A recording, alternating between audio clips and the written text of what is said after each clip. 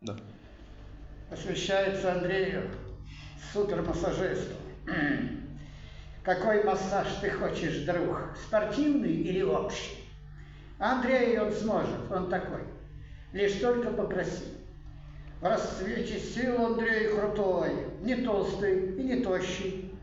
Ты память о его трудах в душе своей носи. Движения рук его порой то медленный, то быстрый.